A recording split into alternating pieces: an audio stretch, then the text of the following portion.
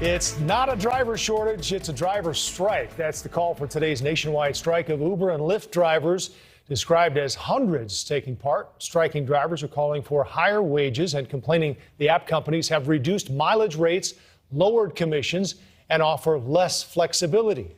Not sure whether he took an Uber to get here, but Mitch Rochelle, founder of Macro Trends Advisors, joins us tonight. You've seen him on Zoom. Tonight, he's in Chicago. We get him in person. Live in flesh. We asked him to stop by. So the gig economy, we're supposed to have, I guess, more flexible schedules. They were supposed to call their own shots, and now they're going on strike. What's going on here? Well, you know, what's interesting is I was in L.A. 2 weeks ago. I took a $45 Uber ride from the airport to downtown. That's what it should be. It was $195. Oh.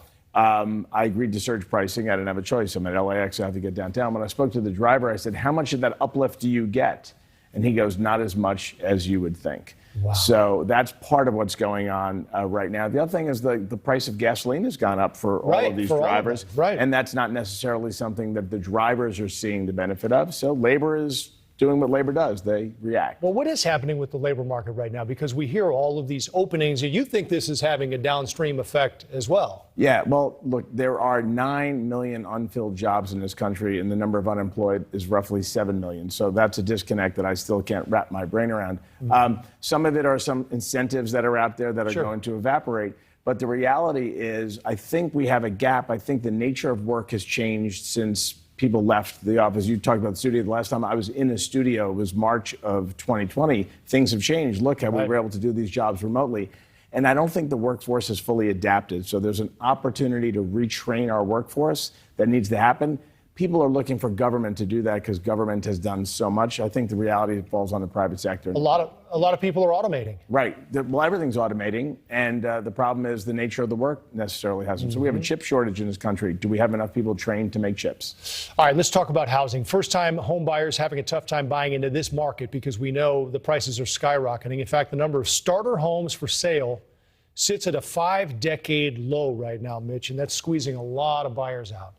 And then, well, prices. According to Realtor.com, the median listing price for a home is up nearly 13% from a year ago.